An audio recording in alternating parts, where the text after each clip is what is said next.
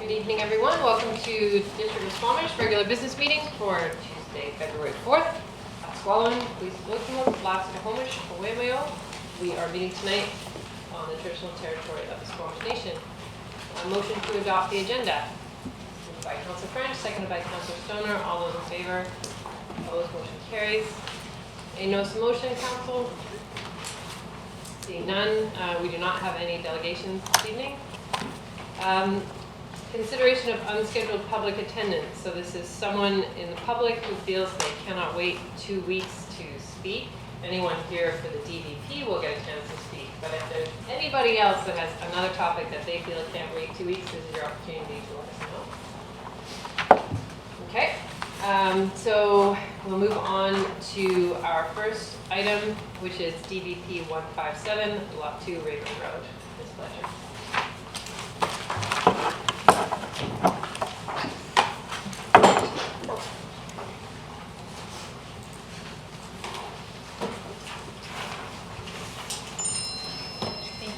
Good evening, Mayor and Council. My name is Jessie Fletcher, planner with the Community Planning and Infrastructure Department.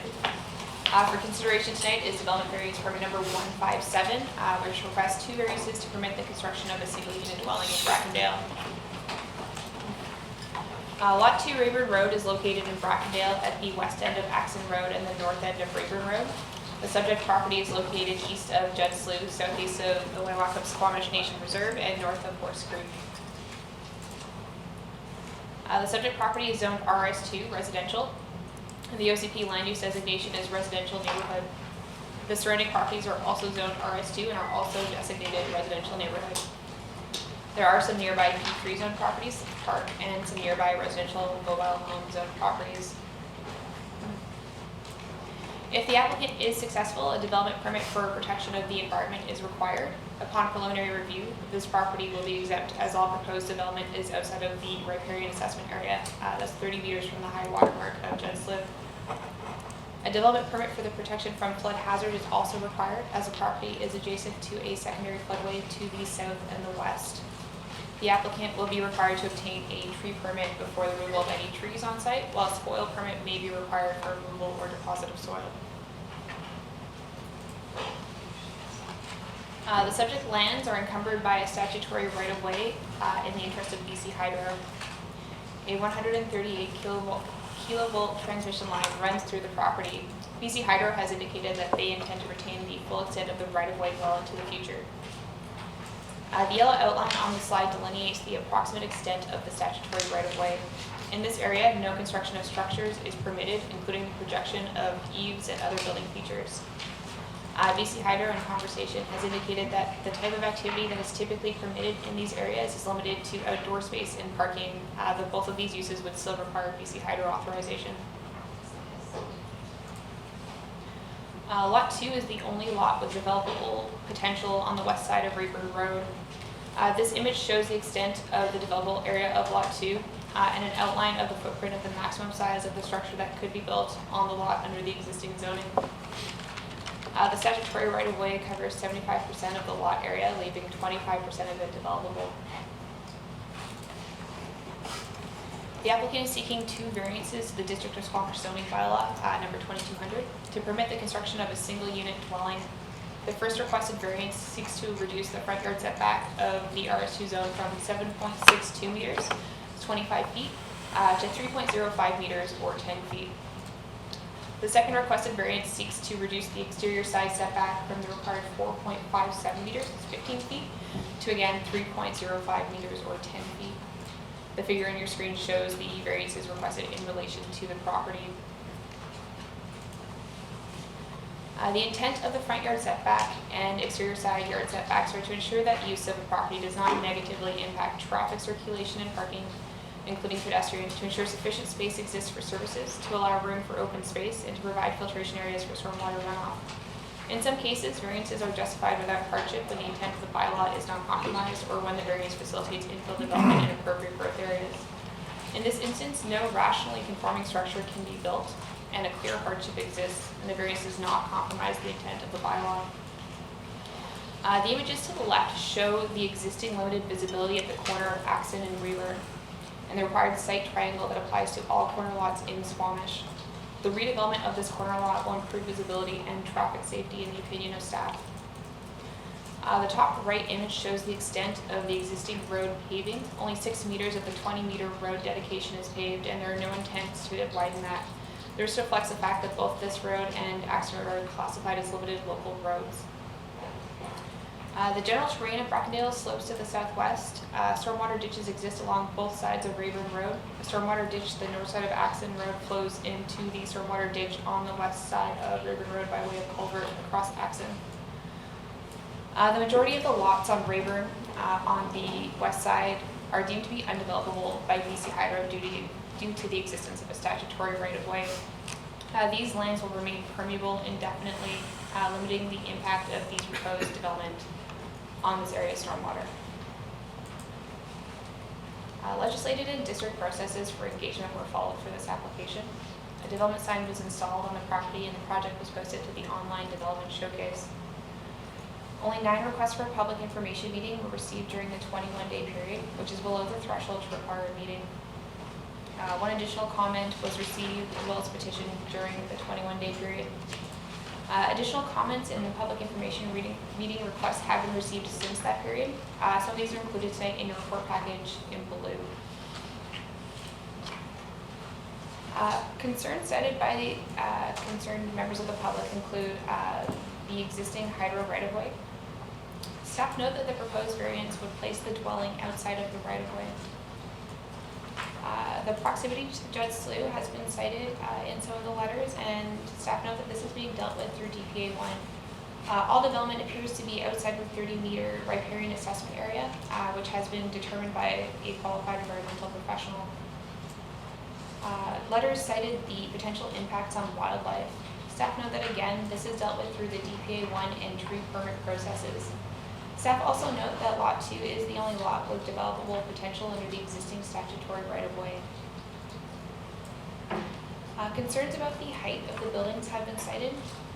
The permitted height of a single-unit dwelling on the subject property is the same height that all RS2 zone properties can reach.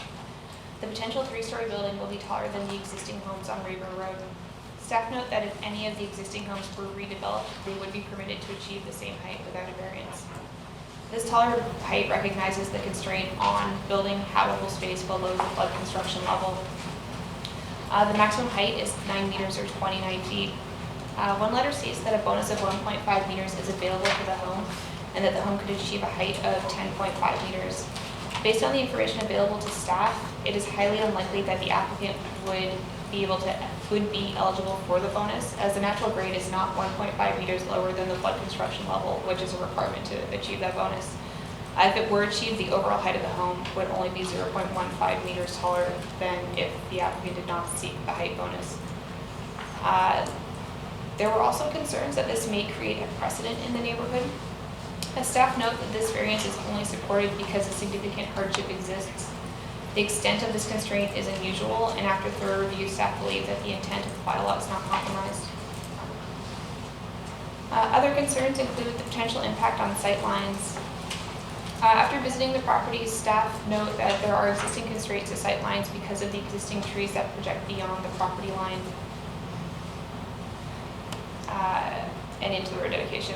Some of these would be removed and the visibility triangle would be maintained, which overall improves sight lines at this corner. Similarly, there were concerns cited that this will negatively impact road safety, cycling safety, and the existing school bus pickup. Staff note that a single driveway will have a marginal impact on road safety, that the driveway will be located away from the intersection on Axon, and that both Axon and Rayburn are limited local roads. Staff contacted the school district to ask about school bus safety. SD, the transportation and grounds manager for School District 48, confirmed that he discussed the potential development with the school bus driver for that route, and they agreed that they didn't anticipate any issues. Furthermore, if an issue was to arise, they confirmed that it would be fairly easy to move the bus stop 50 feet to 100 feet in either direction. Letters have also indicated that they have concerns regarding the variance's impact on stormwater and groundwater in the area. Neighbors have indicated that they experienced localized flooding and heavy rain events. Staff discussed with district engineers regarding the potential impact that development at this location will have on the area's stormwater and groundwater. The building bylaw allows for building inspectors to request a stormwater management plan if there are existing concerns, and they have done so in the past in Brackendale, and anticipate that they will do so if this were successful and a building permit application was received.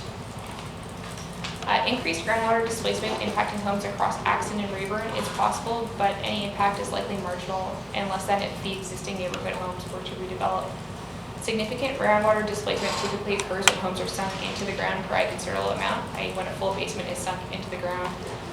Typically in this neighborhood, because of the flood hazard, homes are not being constructed with basements that are sunk into the ground. Some fill will be placed on site. Because the home is zoned for a single family home, hardship exists, and the home that is being proposed is significantly smaller than what is typically built in the zoning.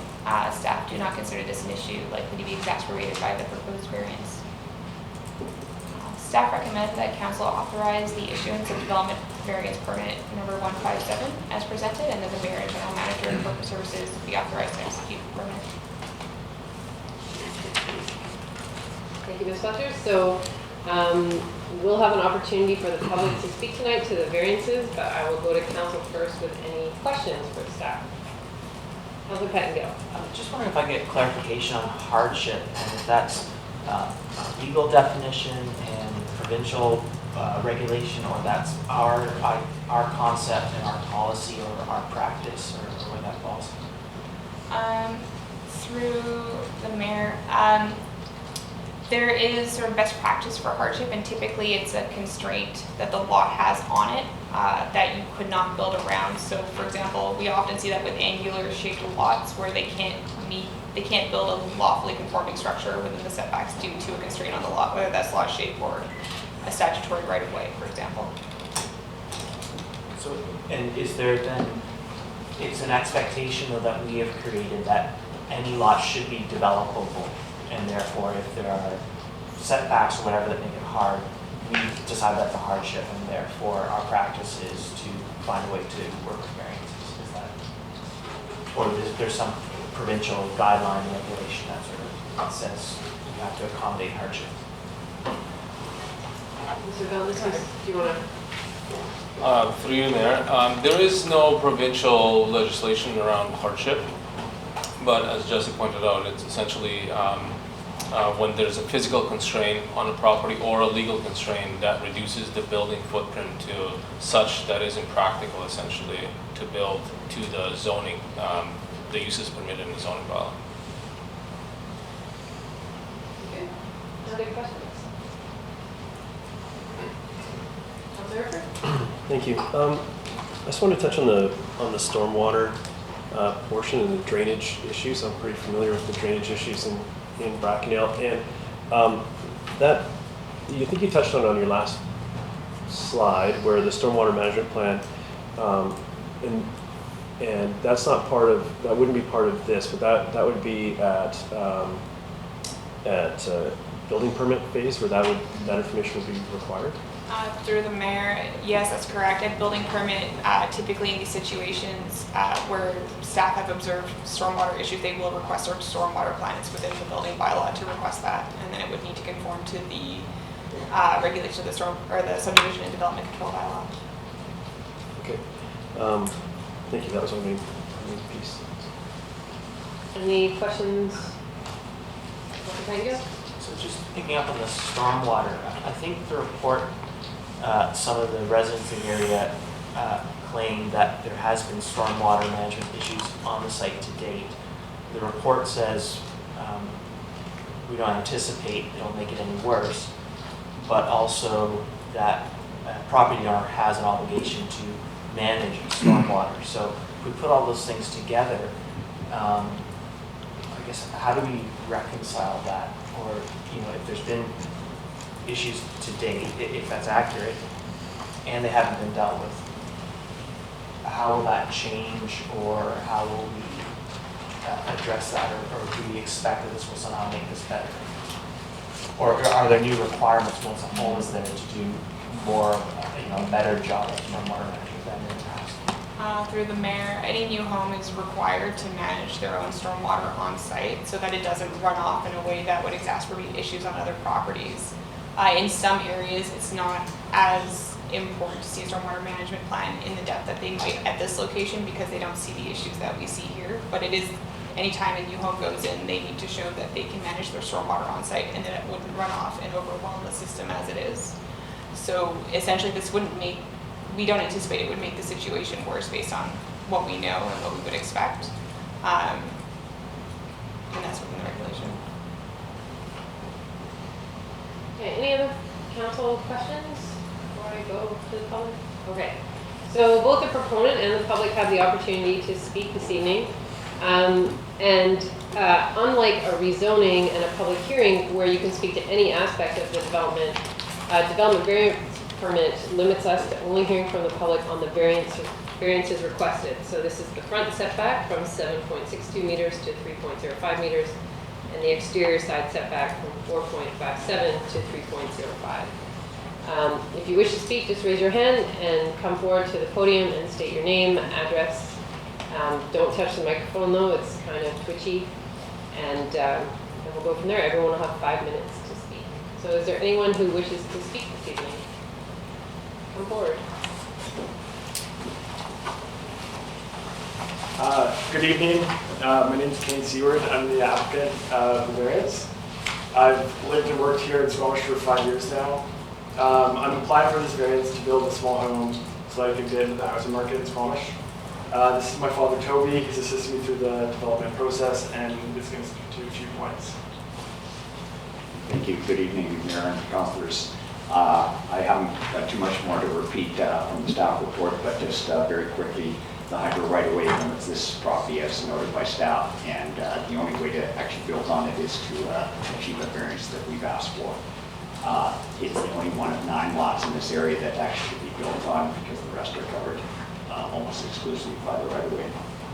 So currently, under the rules, we could build a house of approximately 175 square feet, and as the staff report says, that's not realistic. What we're proposing to do through the variance is build a house of about an 880 square foot footprint, and we feel that's very small, but we feel it's achievable. The site conditions, as noted in the staff report, is environmental. There is concerns with this lot. It's well outside of the riparian area for aquatic and fish-bearing streams. The flood hazard, we have a report done, and we have an application for a DP for the flood hazard, and we've had a local flood expert here through the do a report that has outlined how we would have to build this site, subject to, again, staff who are providing a DP for approving a DP for this. The bird nesting aspect is something we certainly will pursue as we have to as part of this building of this project, provided we get the variance. We understand that a number of neighborhood concerns are being brought up, and I have the copy in front of me that I'll just make a couple of comments on, but I won't go into detail. Staff have outlined the concerns of the neighborhood and the responses to those. And we are trying to just speak to the variances, so your setbacks. So if you can try and limit your comments to the things that impact the setbacks specifically. Okay, that's thank you very much for that. So the only concerns that we wanted to raise is it's for the building footprint of approximately 880 square feet. To reduce down those setbacks, there's a concern about the height of the house, and we certainly clearly would build within the height regulations of the zoning bylaw. We're certainly not looking for any variances in that regard. And the other thing is, with the reduced setbacks, drainage is being brought up as a concern, and one of the pictures in the blue copies that you have in front of you show some flooding in that area that, again, was concerned that would encroach on the building envelope that we're proposing. The flooding there is really, it's 3 lots over from the lot that we're proposing to build on, lot number 2. And lot number 2 is the highest of all the 9 lots in that side of the road. So as you go up there today, as we were up there, there is no standing water in this lot. So those are the only comments we have, and we certainly appreciate the time staff and yourselves are spending on this, and we're here to answer any questions if you have. So thank you. Any questions, Council? To what extent have you pursued design solutions that might allow avoiding the need to apply for a variance on setbacks? Thank you.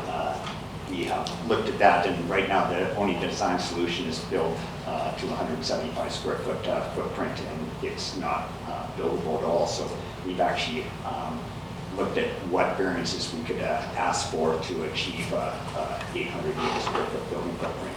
And this is the only thing we can come up with is the variances we've asked for.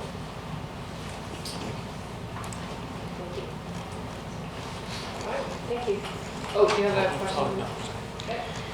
Thank you. Thanks very much. Is there someone else from the public that wishes to speak this evening? Yeah, come forward.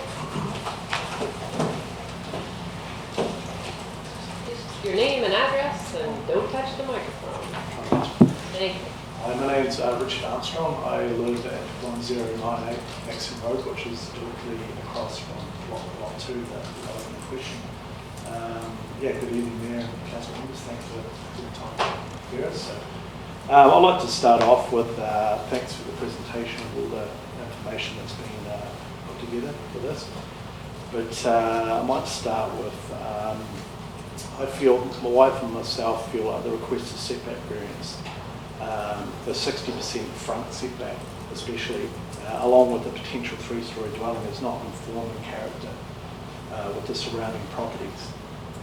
I cannot imagine a house with a largely reduced setbacks towering over the surrounding properties. A 9-metre high property plus raised grade, I'm not too sure about that, is an imposing property. We're worried about the sightline impact that this development will have on our and the surrounding properties. The proposed property could set the precedence for future development in our neighbourhood if this variance goes through. When we bought our property in 2016, we were pretty taken back by breaking down, and it's nice open single dwelling kind of feel about it. And we brought an acknowledgement that the corner lot, there was no, across the road, there's no dwellings across the road, Rotary Road at lot 2, and that it cannot be developed under current zoning laws. I mean, this was a little bit of, we like the green trees there. I mean, that doesn't impact our sightline. It's quite pleasing for us. Our privacy enjoying living in our property would be, I think, greatly affected if the setback variance is granted and the development goes ahead.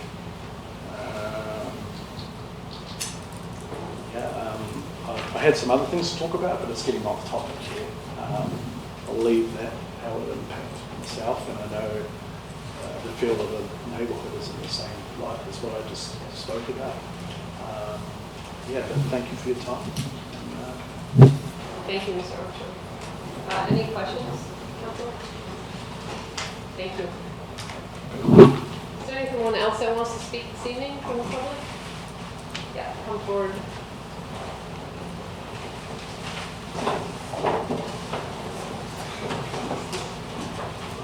I'll just leave this here.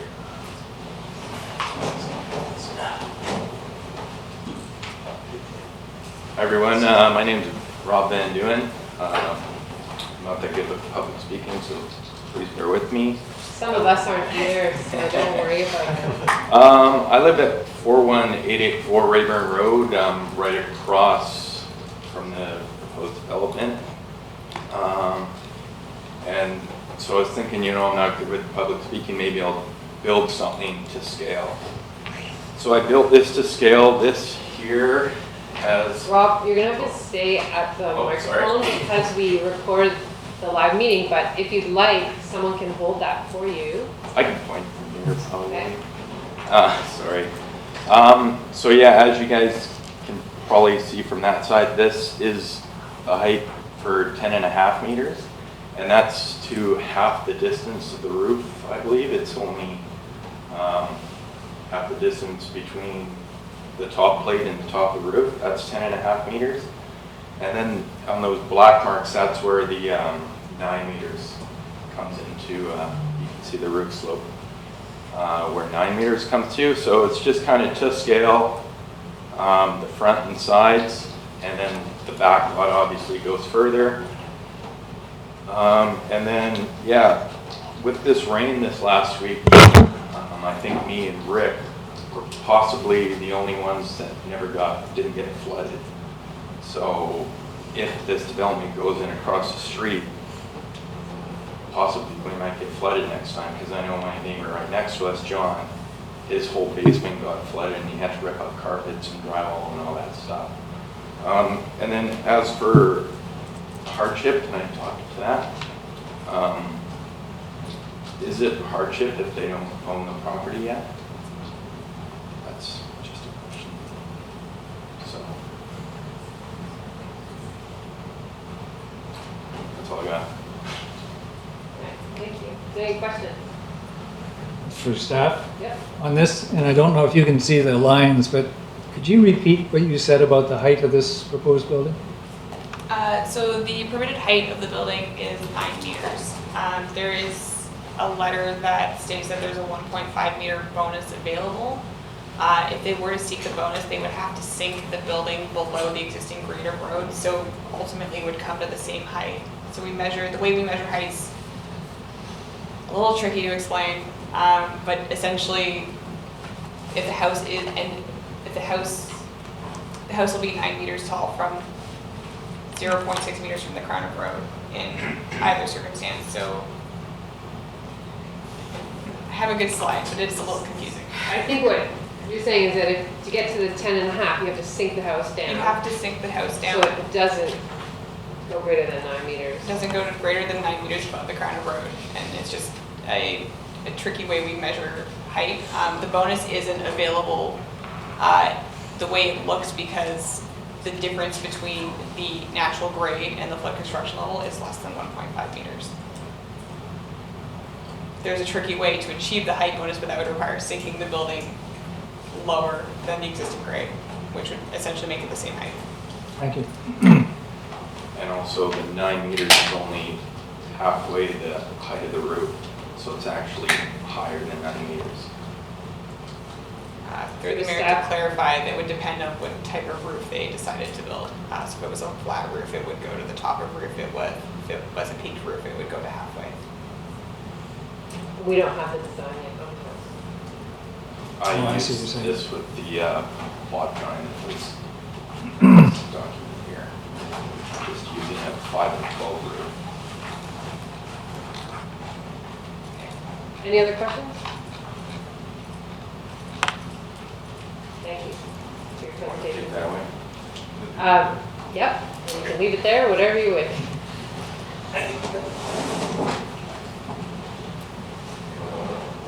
Is there anyone else in the public that wishes to speak this evening?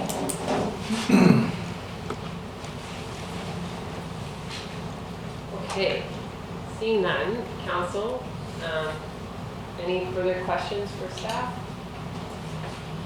Councilor Pettingill. I don't think this is sort of near the top of the list of our active transit planning, but just trying to understand the setbacks in relationship to what's downtown, what we might want to do in terms of sidewalks or separated bike paths and so on. Would we want to encroach onto sort of setback area, and then are we sort of constraining ourselves, or is that something that we would have to do outside of the property line, or is this too unrealistic a scenario that we'd be concerned about given the neighborhood?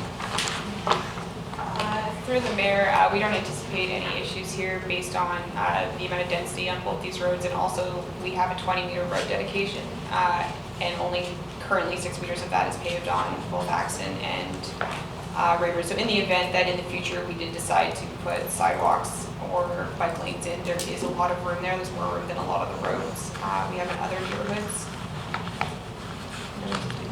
Through the mayor, it would be about as low a priority as we could get for those sorts of improvements.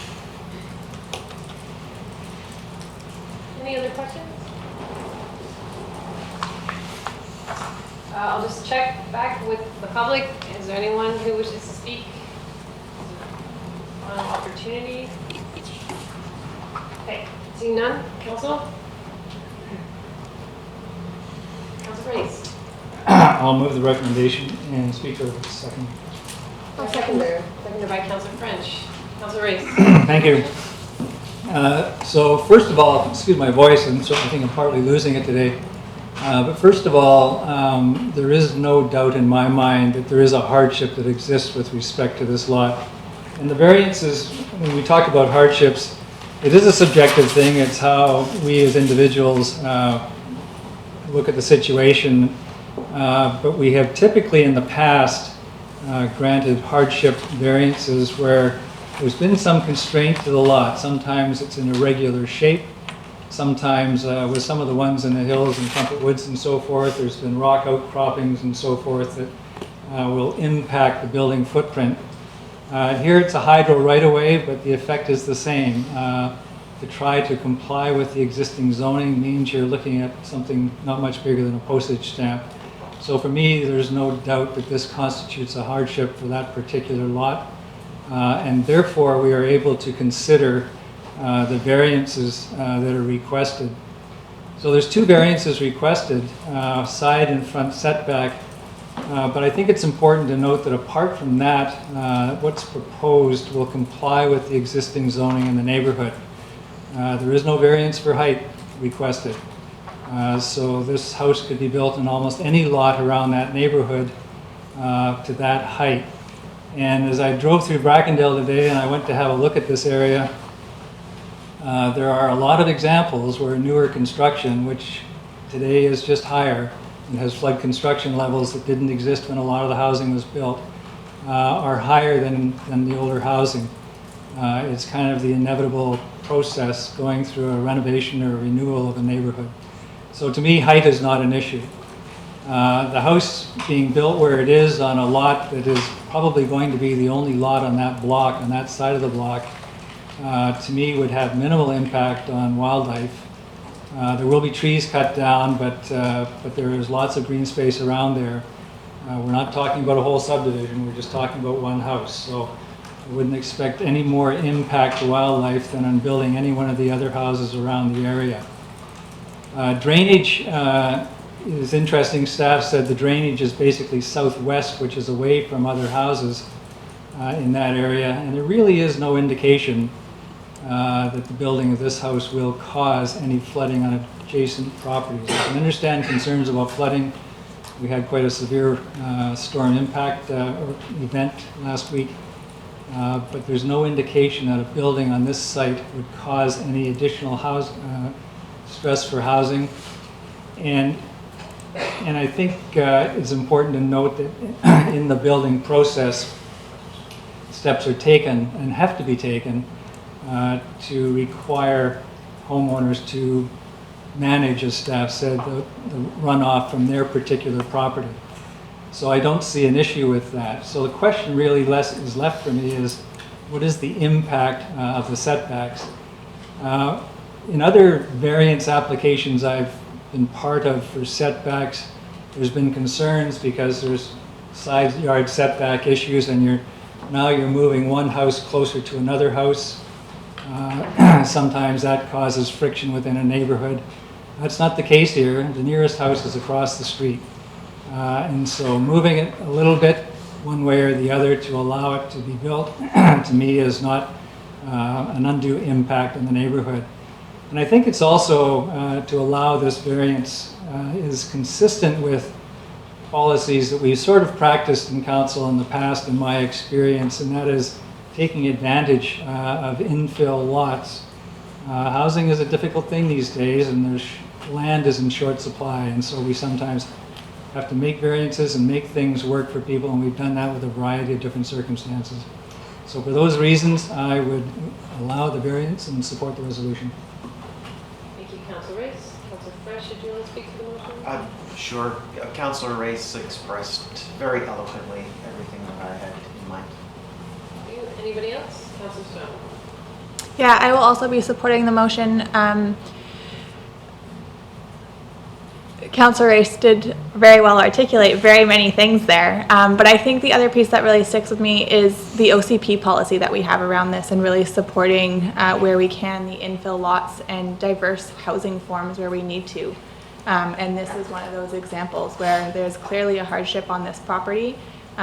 Relaxing the variances to allow for a smaller footprint home in a very high market, I think is exactly the direction that our community had put forward through the official community plan and other policies that we have at the district to support this. So I'm happy to move it forward. Thank you. Councilor Herford? Thank you. I'll be supporting this one as well. And this was a complex one for me. I'm very familiar with the neighborhood, and as those flood levels change, the starting point of these houses gets taller, and the neighborhood, we can see in the lots that were vacant when I was growing up, have a new house in it that is at a higher level than the adjacent houses, and that's houses need to continue to sort of migrate to that higher level, so that and that's equal opportunity for all in the area as they go, and whether that's a major reno or a rebuild on the lot. So that wasn't a huge consideration for me.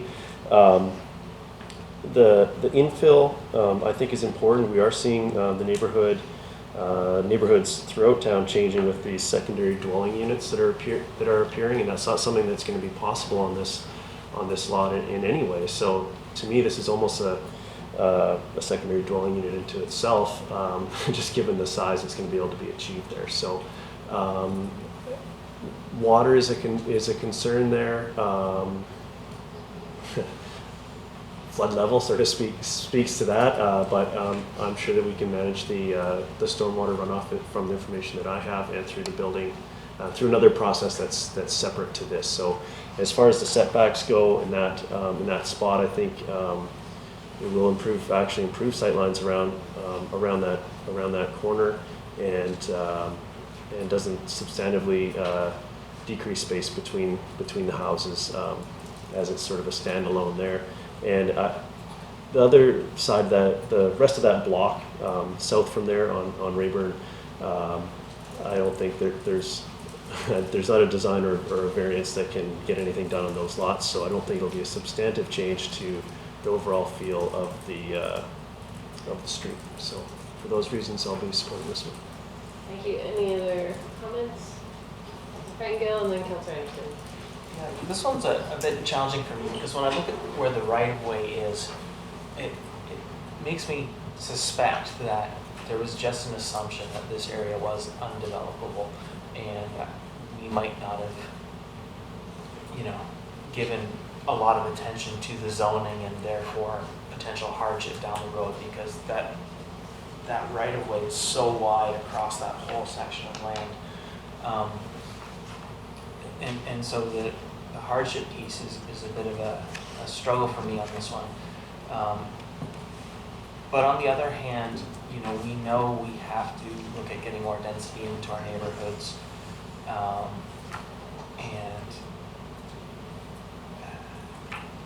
so I'm leaning towards supporting this at this moment, but because it's still a not very dense neighborhood. But it's a tricky one, because it doesn't seem from the various rights of ways and so on that there was an intent to make this a developable parcel. Thank you. Councilor Anderson? Yes, I'll be supporting the recommendation, and I won't have anything really to add to what my colleagues have said with respect to my rationale, but I would like to express appreciation to the members of the neighborhood that have brought together these comments, and I especially appreciate the reference to the neighborhood plans, our neighborhood plans, one among others that we've been working on, Wilson Crescent here in front of me. This is a package of comments that point to issues that are important and will be for other neighborhoods, and it's a package that I'll be keeping in mind next time around. I appreciate that. Thank you. I'll call the question. All those in favor? Opposed? Motion carries. Thank you. Next up, we have first three readings of a housing agreement. This is for 39668 Government Road, bylaw number 2713, 2019. Thank you. So we're getting blue pages, council. There's a revision which staff can speak to.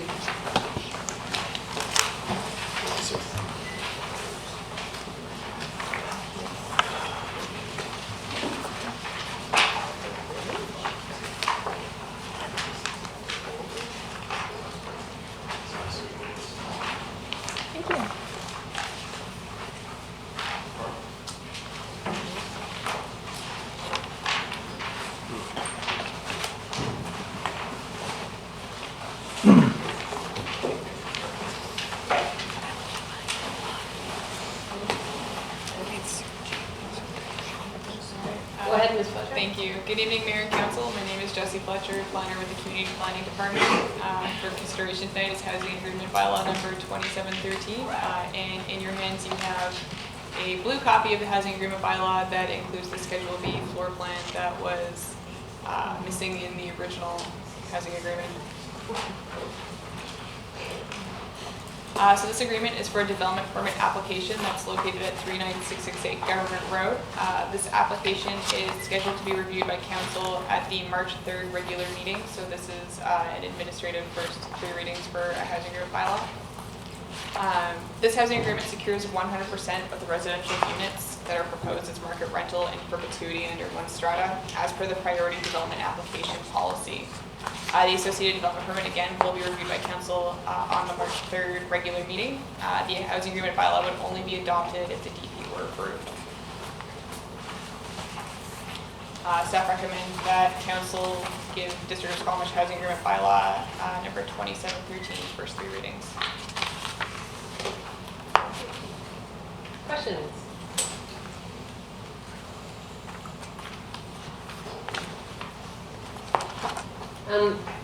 Just one clause in our housing agreement, maybe generally, is that no rental housing unit shall be rented on less than a 30-day rental period. And I think that clause is to prevent short-term rentals, but it doesn't explicitly say anywhere in this agreement that they're not allowable use, although our zoning would suggest that it's not allowable use. So have we ever thought about tightening up that language, or do we feel like this is enough enforcement to avoid constant turnover of people in these units? If I may, through you, Mayor, yes, so the zoning bylaw addresses the short-term rentals and it calls them out as a separate use. And so they wouldn't be allowed unless they're specifically identified as that in that zone. And the 30-day provision in here is really just a backstop. But we have other measures. Can I ask, is this property protected by rental zoning yet? Not yet, but that is the plan, to bring all the properties that have proposed to be rental in our phase 2 of the zoning bylaw update, to bring those in to rental zoning. Just with these housing agreements, is there anything in them that precludes us from rezoning to, say, commercial somewhere down the road, or doing something similar in the OCP? Or is this, do these agreements constrain us and we'd have to have some sort of mutual agreement to do that kind of thing in the future?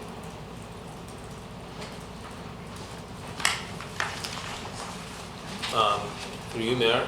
So the housing agreement is an agreement, and we are entering into it with the property owner. Whether in the future, if we decided to rezone it, the units would continue to be legally non-conforming, and they could be used as residential until the building essentially, or the property owner decides that it's time to change, and then we would repeal or change that agreement. But in either case, with zoning or with the housing agreement, it would still require the property owner's consent in the future to change it, unless the building burned down or something. So just to clarify, it would require their consent to rezone, or they would just be non-conforming? We'd rezone without their consent and it would just be non-conforming? That's correct, just be non-conforming. Any other questions? Councilor Fern? Yeah, I had a question on item 2D. Was during the first 5 years from the date occupancy permit is issued, the district by the district for the building, the owner will be permitted to have 1 rental housing unit occupied by the owner and officer, and so on. And I was just wondering what the purpose of that I'm sure it's a standard clause. I just wondered why that one's in there. Through you, Mayor.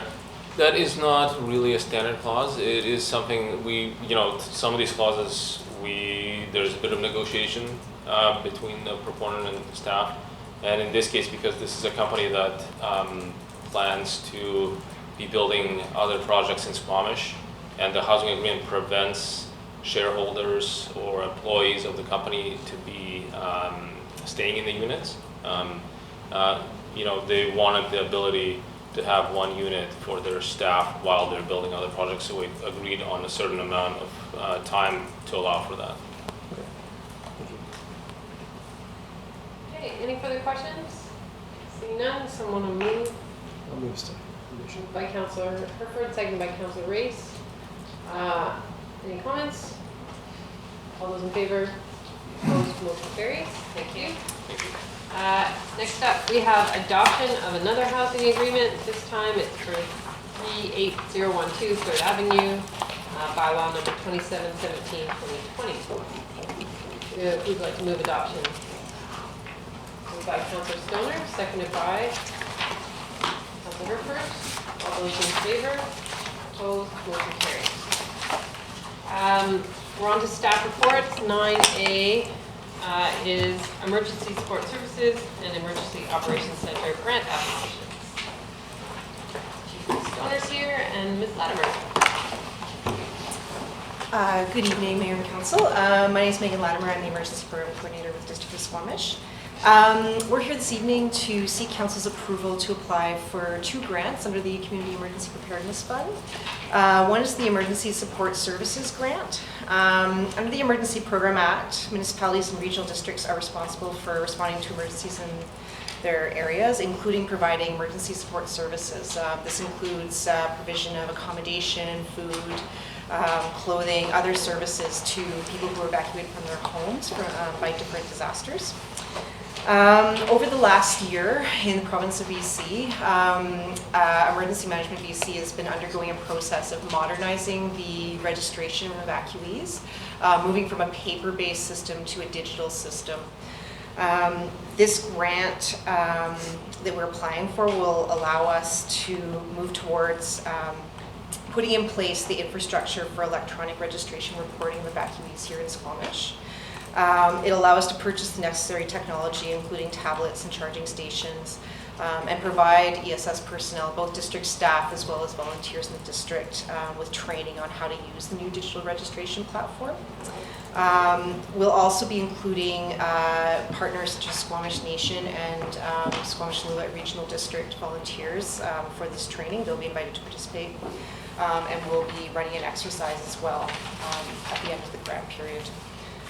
The other grant that we're applying for under the Community Emergency Preparedness Fund is for the Emergency Operations Center.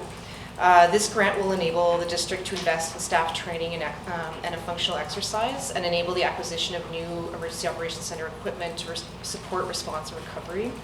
The training will focus very much on EOC leadership skills. We'll be running a series of tabletop exercises and a functional exercise to test the district's new emergency plans as well as our revised emergency plans. So we have the All Hazards Plan, Sea to Sky Multimodal Evacuation Plan, and the forthcoming Flood Response Plan. Using these funds, we expect that this will improve the capacity of district staff and volunteers to prepare for and manage emergency response and recovery. So with that, we request that Council approves the following resolution, that the District of Squamish submit 2 applications, each in the amount of $25,000 to the Union of British Columbia Municipalities for Emergency Support Services and Emergency Operations Center grants under the Community Emergency Preparedness Fund. Thanks very much. Thanks. Questions? Councillor Stoner. Thank you, and thank you for the report. We had the pleasure, Councillor Pettengill and I, to join you on an exercise that was run by the North Shore Emergency Management, is that what the North Shore Emergency Management Group, where they were trialing some of the digital registration components. And I definitely see the value in moving in that direction, but there were also a few glitches and hiccups through that exercise, and so I'm just curious, is that the same system that's used across the province that we would be seeking funding for in this? Through the mayor, this is actually a separate system. So the emergency support services system has been developed by the province, so that will be available to all communities starting next year. Right now it's been piloted in 4 communities, I think Prince George, Kamloops, Okanagan, and to Kamloops First Nation. The platform you saw in North Shore Emergency Management's exercise, that was a separate one that we're also looking at for the Emergency Operations Center. However, there's a lot of lessons to be learned from what we saw in North Shore's exercise. Thank you. Thanks. Other questions? I'll move the staff recommendation. Oh, sorry. The Emergency Operations Center grant, you mentioned specifically in the first one that we would do training with the SLRD and Squamish Nation, but would our EOC exercise also include Squamish Nation Through Mayor. for the second grant? For the Emergency Support Services grant, the Squamish Nation is actually eligible to apply for their own funding. We're working with them for them to submit a separate application. However, if that wasn't to go through, if it wasn't accepted by their band council, then we would just wrap them into our application and provide training through that. And then also same through the Emergency Operations Center, the training would be available to their staff as well. Okay. Councillor Stone. I will move the staff recommendation. Seconded by Councillor Pettengill. Any comments? Call the question. All those in favor? Opposed? Motion carries. Thanks for your Thank you. We're on to 9B, Community Planning and Infrastructure. Next up is Mr. Kinoshenko with Utility Parts Supplier Procurement Agreement Award.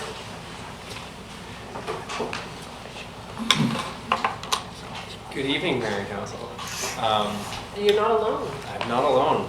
My name is Ben Kinoshenko. I'm the Technical Operations Manager for the District of Squamish Public Works Department. With me tonight, I have our Utility Supervisor from Public Works as well. And I'm just Your name? looking. Chris. So did I not say Christine? No, you didn't say it. My apologies. Just looking for my presentation. I'm not seeing it. Oh.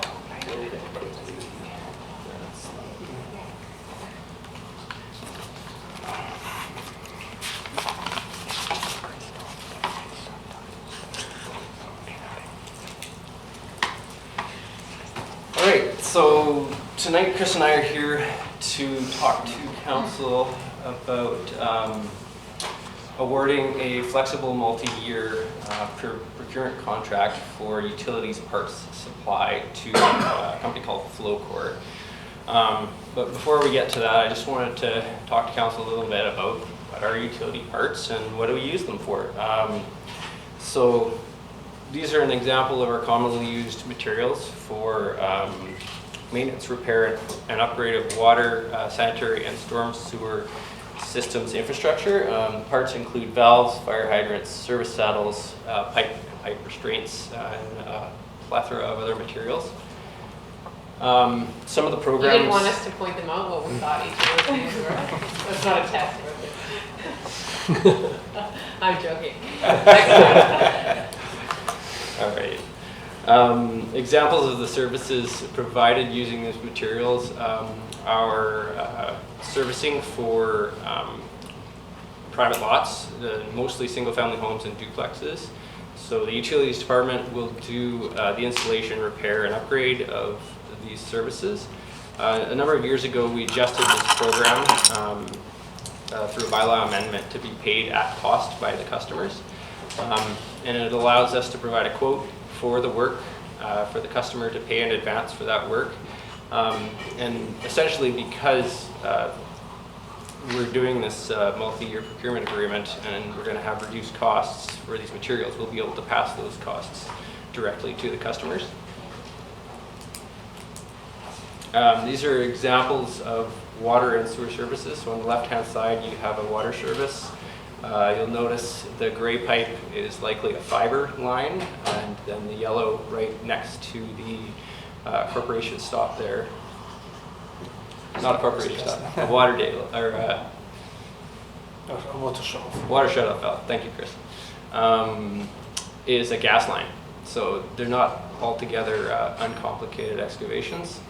On the right-hand side is an example of a sanitary sewer service. Looks very similar to a storm sewer service.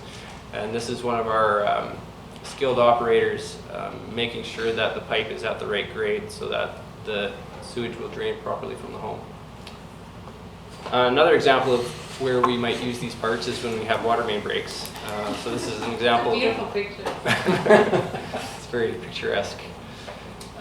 This is an example of a water main break that occurred a couple of years ago.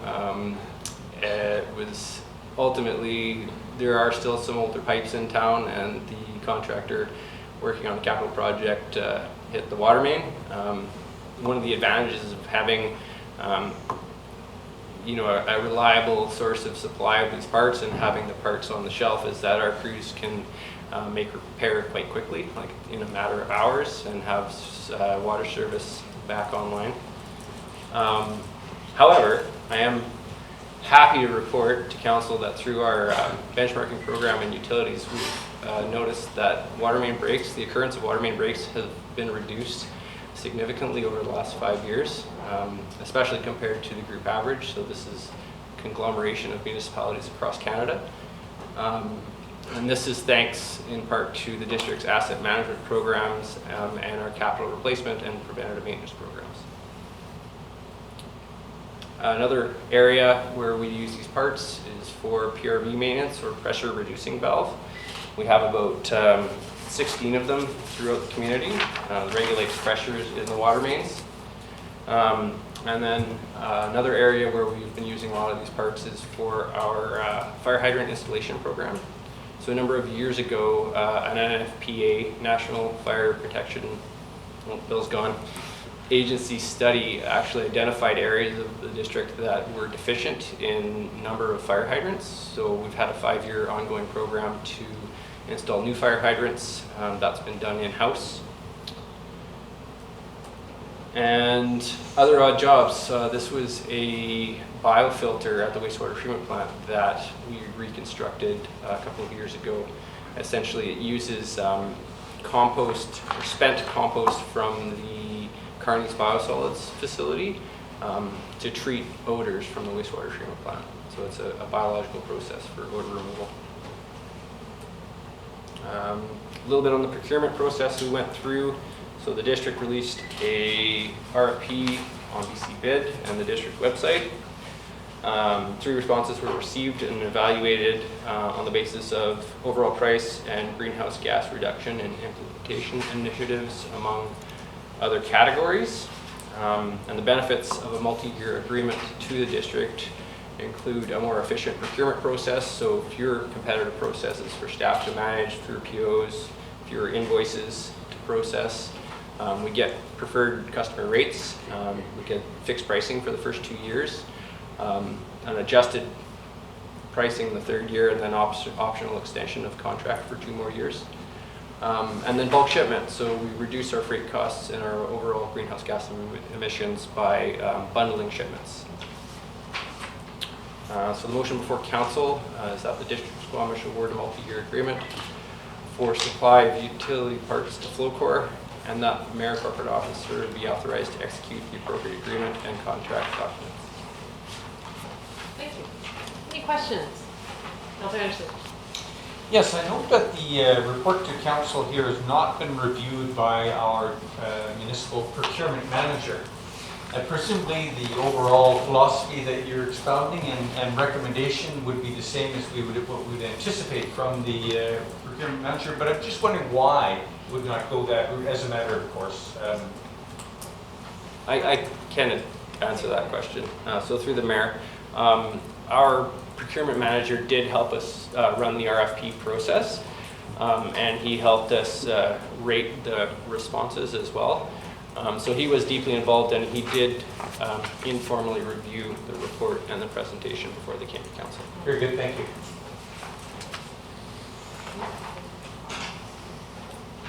Any further questions, Councilor Anderson? Councilor Pettingill, did I see your hand? Yeah, so one of the criteria is GHG reductions, and I'm just wondering, are we seeing companies start to come through or come forward with, doing innovative things, different things, or are we still kind of in early days with these companies? Through the mayor, we're starting to see bits and pieces, and it really depends on the industry and the type of procurement that we're doing. But what we're trying to do, I believe as a staff, is incorporate those items into all of our procurement processes so that they are being considered and our suppliers are becoming aware that it's a requirement of working with the District of Squamish. Councilor Reese? Did I see your hand? No. Councilor Thank you. The term preferred customer rate was in there, and I saw our annual averages that we spent and projecting out how much we were going to spend on this contract over the term, but I didn't really understand the percentage, the savings that we were seeing by this. It wasn't really, from what I saw, I didn't see a percentage jump out. We're saving, is this a 5% or a 20% reduction in the costs under this preferred customer rate? Yeah. Through the mayor, we didn't really have a way to specifically calculate a percentage savings. It was more that Flowcore was able to, over the course of a multi-year contract, provide us with the average lowest price. For the way we do the procurement is we provide a list of parts that we commonly use and a quantity, and then they bid on that as kind of an example. It's not a guarantee that we're going to use those parts specifically or those quantities specifically. It really kind of depends if we have emergencies and what kind of projects come up. All right, I will move the recommendation. Seconded by Councillor Anderson, and I will just say this makes a lot of business sense to me. Not only simplifying our process, but being able to pass on better pricing to citizens. But the most important slide is the benchmarking slide, which I'm so glad you snuck in there, because that's been a big investment for you and your team, and it's really great to see the results of that and how we compare to other people. So even though that was just one slide and it's not really the topic of the resolution we're passing, it's really important to notice that when you benchmark things and you anticipate, you do preventative maintenance versus just fixing things when they break, it starts to pay off. So that was the sleeper story of this whole presentation. Thank you. Any other comments? I'll call the question. All those in favor? Opposed? Motion carries. Thanks for coming today. Okay, next up, development permit number 529. This is for Oh, you did? Oh. 40809 The Crescent. Maybe you need some coffee.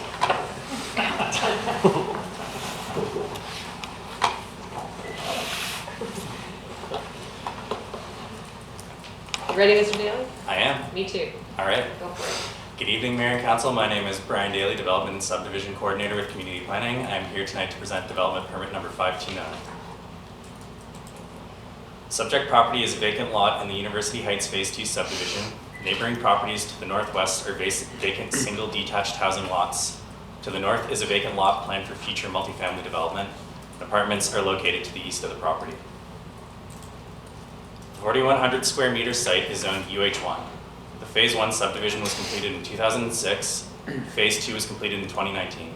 This is the first multifamily development application at the University Heights subdivision. This development permit application seeks to allow for the construction of 13 townhomes.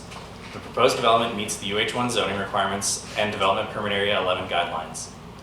The buildings are clustered into 3 blocks. Each unit provides 3 bedrooms, roughly 140 square meters or 1,500 square feet in size.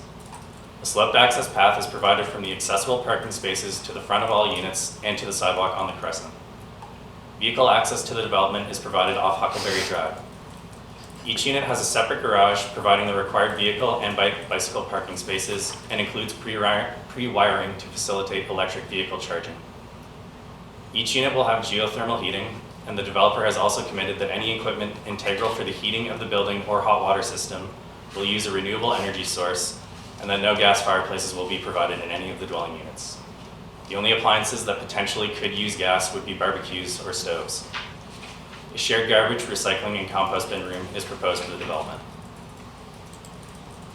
600 square meters of shared open space is provided in front of the units along the Crescent. Semi-private open space is provided in the form of private garden areas in front of each unit. The open space is overlooked by all of the townhomes and provides for passive play opportunities and gathering space. Convenient pedestrian and cyclist circulation is provided around and between buildings. The sloped access path connects with the sidewalk on the Crescent, which leads to University Boulevard and to the path to the west of the development, which provides access to the neighborhood park and to Ring Creek Falls trails to the south.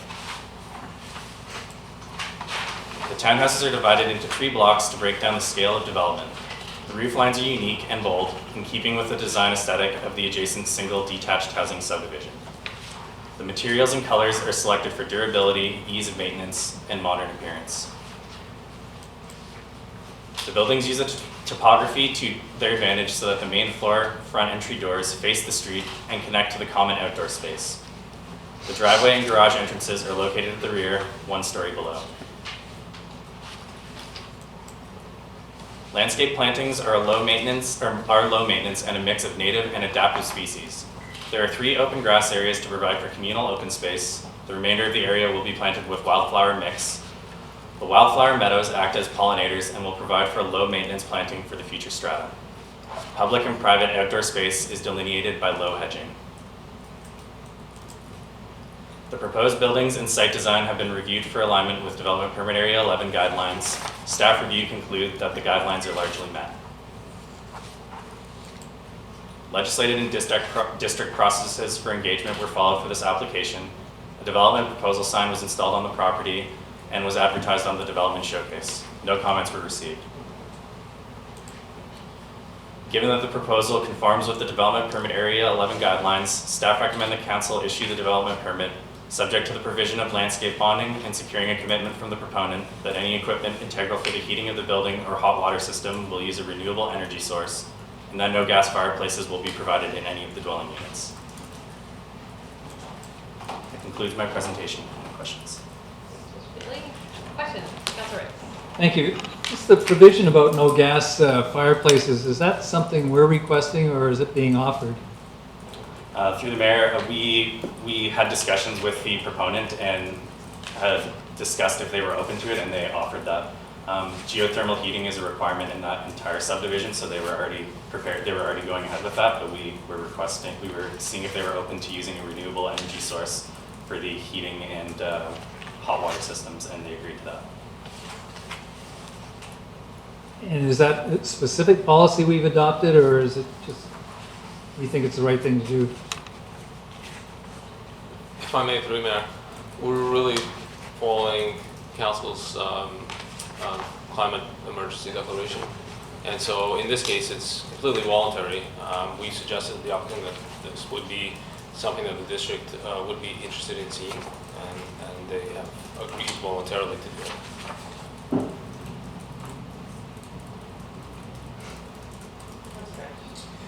Thank you.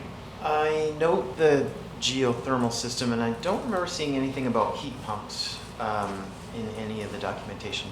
Will there be heat pumps within this development?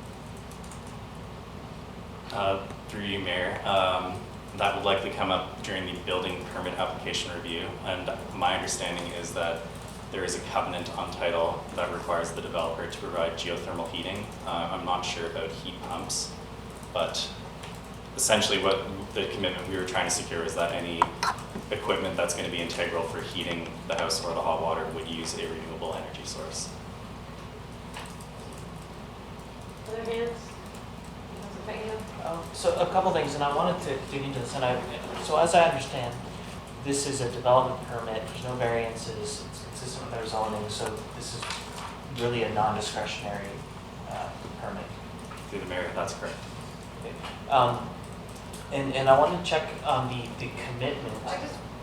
So they have to meet the DP area guidelines, DPA 11, and so if you feel that they haven't met a requirement in a DP area as defined, then you do have discretion.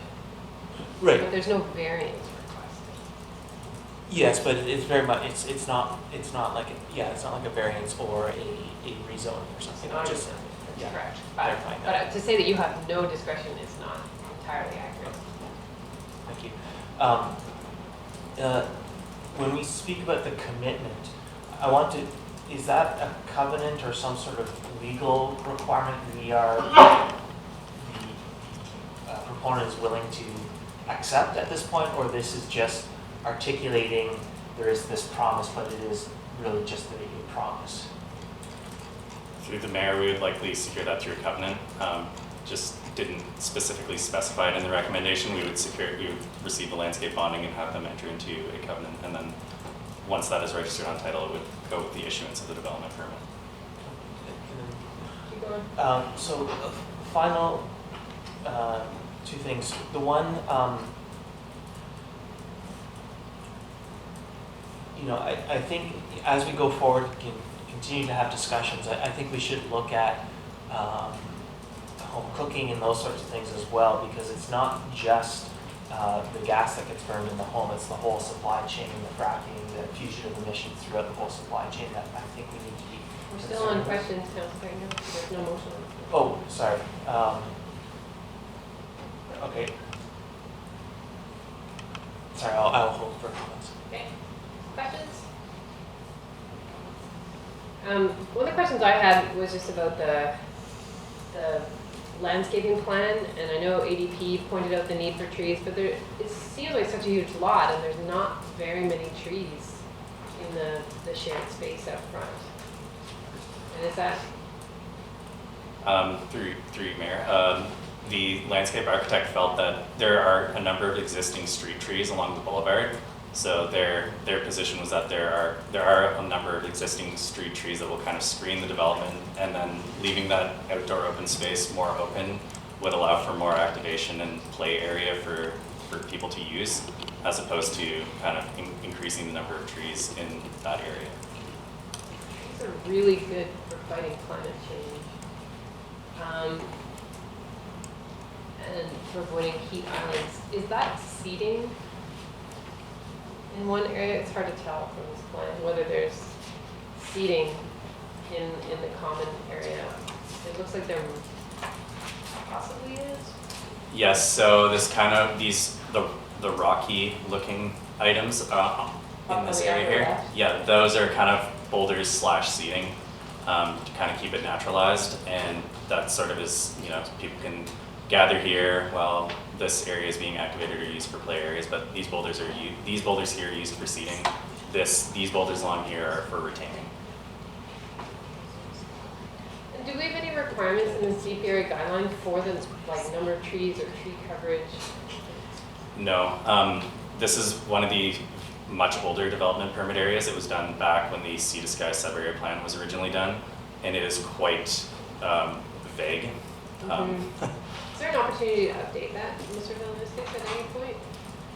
Yes, it is certainly on our list of existing sub-area plans to update, but it's not at the top of the priority list. We're expecting that with future development in the general area around Quest, that there will be an opportunity when the bigger development comes forward for rezoning to do an update of the whole plan. There's this, I even note in the staff report, there's some wording, minimize the intrusion of multifamily housing on either existing or future single family areas, and it's so antiquated in its thinking around how we build neighborhoods, so it'd be great to have that opportunity. I saw a hand over here, I think, did I? And then Councilor Burke. Just picking up on the tree comment, is this part of the lot that was completely cleared last summer? Through the Mayor, no, this is immediately adjacent to that lot.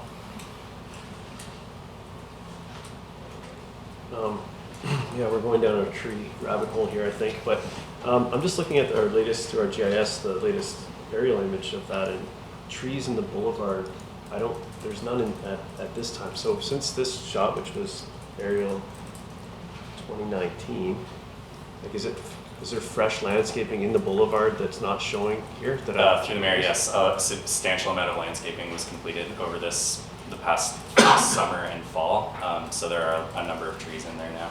Okay. And another point that I will make out to, there is a water right of way that kind of runs along the whole driveway and along the south, kind of the west and south property line, and that's kind of the reason there is not any trees planted along there, because they aren't allowed to plant trees in that right of way. So they're very limited in what they can provide along there. Any further questions, Council? What do you want to? I'll move staff recommendation. Staff recommendation moved by Councilor Stoner, seconded by Councilor Pettengill. Any comments, Councilor Stoner? Yeah, I'll speak to it. Okay. I will say first and foremost that I am really excited as I read through the sub-area plan that I quote reads, "At build-out, the neighborhood will have a greater proportion of multifamily units than single-family homes." It's very exciting to see some single-family homes come forward in the University Heights. Multifamily. Multifamily, yes, thank you. That one. I think we got a single family. So I am excited to see this come forward. It is also really interesting to see the developers responding to the climate emergency and seeing how they're willing to step up in that respect as well, and willingly to put in that kind of covenant language around the use of renewable energy sources. And I think the University Heights, with their covenant on geothermal in particular, is really well positioned there to not only move away from fossil fuels, but also try and identify alternative energies that are not just hydro and moving towards net zero carbon. So that is really exciting to see. Thanks to staff for their work on this, and that's all I'll say. Yeah, I'll be supporting this. I was pleased to see the commitments around renewable and low emissions energy, and pleasantly surprised to hear that the commitment was actually going to be a covenant, and that we are taking those steps. I do think that as we move forward, we should be looking at any fossil infrastructure and thinking about what it means for the whole supply chain, even if it's just cooking gas and so on. But overall, I think happy to see this. It was a bit interesting to see the 2 cars in the garages with all the conversations we've been having. I'm wondering if maybe it is better to start seeing kayaks and bikes and all of that, and no cars in the garages. But overall, pleased to support this. Councilor Erfurt? Thank you. I'll be supporting this. I was pleased to see the way I really like the site layout, and I think that that sort of envision walking on the sidewalk in front of this with the green space at the front. I think it's a really nice layout. I was happy to see the fossil fuel called out. I wonder if it's, I just wonder aloud if it's worthwhile to even connect gas to it just for solely cooking purposes. I don't know why. I think that just simply not connecting is cleaner and easier maybe for everybody involved. But I'll leave that. I feel that we've come. This is still a huge step forward, and yeah, I look forward to seeing some more multifamily out there. So I'm supporting. Any other comments? I'll just say it is nice to see multifamily up here. If there's one thing I regret from last term, it's not fixing this area sooner in terms of zoning and the deep area guidelines. I think they're outdated, and we're still building car-based community up there. That being said, this is I like the form and character of this development, and it is nice to see the nod to eliminating fossil fuels. I appreciate that, but I think by not putting in any fossil fuel infrastructure, everyone can have a nice induction oven and avoid it entirely. So that would have been nice to see it go all the way. We need to change how we live, and so that would be the next step. And figuring out how we can put that into our requirement, versus just asking people to volunteer for. Yeah, I'll call the question. All those in favor? Opposed? Motion carries. We have our consent agenda. Council, if there's anything here that you wish to pull, or minutes that you need to speak to, then this is the time to do it.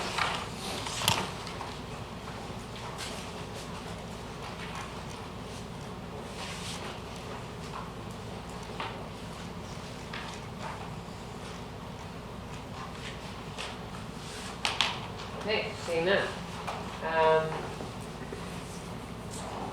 Then I will ask for a motion to approve the consent agenda, moved by Councilor Race, seconded by Councilor French. All those in favor?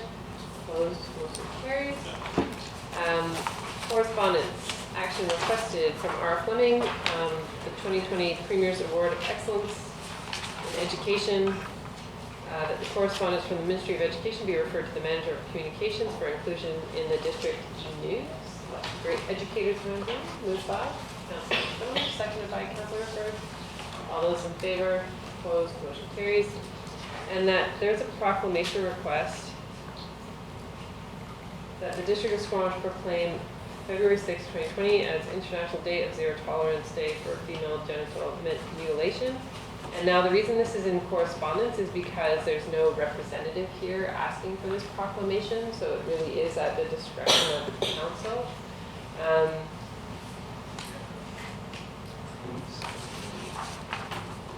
There's no staff recommendation. It would be us moving it. Oh, there is, I guess it is, does say staff recommendation. Moved by Councilor French, second by... Are you seconding it? Yeah. Seconded by Councilor Panga. You want to speak to it? Yeah, happy to support this. I did want to call out one of the whereas clauses because it jumped out at me a little bit. Whereas we acknowledge that FGM has no basis in any religious text and is recognized by the United Nations, etc. And I think I know what they're getting at, but it has the implication that if this was mentioned in a religious text, maybe there might be a bit of justification. I just want to say, I don't think that's, there is just simply no justification, and so I could almost do without that clause, but I'm happy to leave this as is for now. Call the question. All those in favor? Opposed? Motion carries. We have minutes to approve, recommendations from Committee of the Whole, January 28th. And this is the Squamish Valley Agricultural Plan that we received the final draft. With the following bullet points. I'll move that. Moved by Councillor Stoner, seconded by Councillor Hurford. All those in favor? Opposed? Motion carries. And then for the draft Arts, Culture and Heritage Strategy, that the draft strategy be presented to the public for feedback prior to being received by Council at a regular business meeting later this month. Question, Councillor Stoner? So I went back on the notes and I do remember this being the wording of the motion, but I was just curious about it coming back at a regular business meeting on February 18th, given the amount of feedback that was received from council, whether we want to amend that to a committee of the whole? To a committee of the whole. That is absolutely at our discretion, so move that. Yeah. So move that we amend the motion to read that it would be received by council at a committee of the whole. A future committee of the whole. Seconded by Councilor Race. Any discussion? A future committee. Future committee. No David has. We gotta figure out where I moved it. All those in favor? Opposed? Motion carries. Thank you. Any business arising from the minutes? Seeing none, we have committee minutes and reports to receive. The advisory design panel from January 23rd, moved by Councilor Stoner, seconded by Councilor Hurford. All those in favor? Opposed? Motion carries. And the Smokehouse Park Select Committee from January 23rd, moved by Councilor Stoner, seconded by Councilor Anderson. All those in favor? Opposed? Motion carries. And we're on to council staff. Oh no, we have no in-camera announcements. No one scheduled public attendance. Any questions? No, I'm good. We were clear as mud tonight. Right, Mr. Chua? Okay. Any council or staff announcements? I'm just going to go around the table. Councilor Anderson. Well, Squamish is a town of champions. We have the Squamish Connector Transportation Services Company competing for a BC Small Business Award in the category of Best Community Impact. Have moved from the top 10 to the top 5. And hopefully that story will come out even more positively. Secondly, Council will recall that we've recently endorsed the concept of hosting the World Junior Nordic Ski Championships in future. Well, just yesterday at the 2020 World Junior Youth Biathlon Championships held in Lenzerheide, Switzerland, Larissa Black of Squamish has competed in 4 events, and although the first time in an international competition like this, she was the top Canadian in the 7.5 kilometer sprint. And one more championship in the 2020 Big Leaf Maple Syrup competition, judged on Vancouver Island just last week. Cami Woods of Squamish not only won first prize for her dark syrup, but the overall judge's award for her maple syrup products produced here in Squamish. Yeah. Where do you get these? Why haven't I heard about this? Why isn't the media covering the maple syrup challenge? You did cover the biathlon. All right. We'll get to the syrup. Thank you for sharing that. That's great. Good to know. Councillor Storm, do you have anything? Yeah, I will just say that on Saturday, I attended the Multicultural Day at Totem Hall, hosted by the Squamish Valley Elders and the Squamish Multi-Faith Association. And it was just a fantastic event. It was a packed room, lots of song, dance, festivities, great food as usual, and just a huge thanks to those communities who came out to celebrate the diversity in this community. Fantastic. Councillor French.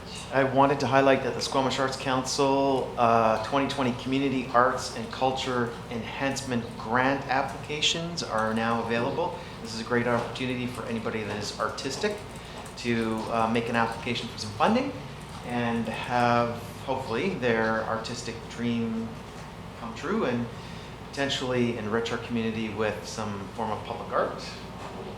More information is available at the Squamish Arts Council website. Thank you. Last night we held an open house for the climate leadership team, and I was very impressed with our community's the level of involvement we had from our community. We had, I won't guess how many people were in the room. I'm bad at that, but it seemed like a full house the whole night, which was held over at the Squamish Public Library.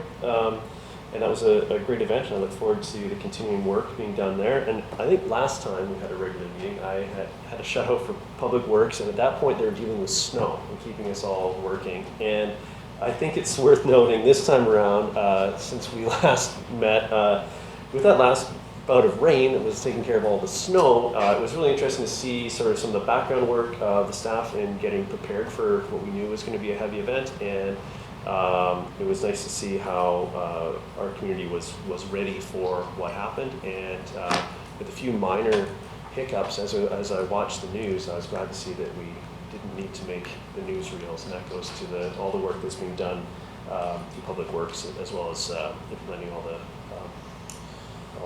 the planning process that goes through as well. So good job to everybody that was involved in any of that work. Nice. Anything from you, Councillor Craig? Yeah, a couple of things. So 2 Saturdays ago, I guess I went to the Visionaries Gathering at Quest, and it was a fantastic day. Squamish Nation elders were there, some Luet Nation elders, downtown east side circle of grandmothers, a lot of discussion about reconciliation, but also spirituality and those sorts of things. So it was just some great music and really awesome, fantastic day put on by the students there. So it was really cool. And then 2 Thursdays ago, I think I was at the opening of our new economic development office, and it was a packed house, and it's I've never been inside that building before, and it's a fantastic space, great big windows and high ceilings, and everyone was just really excited to get moving, and I think it's going to be a great choice for our economic development office. Councillor Rice, anything? No. Councillor Hooper, do you want to talk about where you're speaking this week? Oh, I can do that. On Thursday, the Local Government Leadership Academy event in Richmond. I'll be speaking on a panel with Chris Lewis from the Squamish Nation, talking about how the ways that the District of Squamish and the nation have been working together, and lessons learned and challenges presented through that. So I'm looking forward to that coming up on Thursday. Yes, thank you for representing me there, because I will be at the Chamber luncheon for the Mayor's Lunch. Got my presentation in my head. Not quite down on paper yet, but it's there. Councillor French? Can I squeeze one more in? On Saturday, the Squamish Historical Society held a gathering at Quest University, and our own Councillor Anderson did a 1-hour presentation that was full of great historical information and really contributed to the work that the Historical Society is doing in highlighting heritage in our community.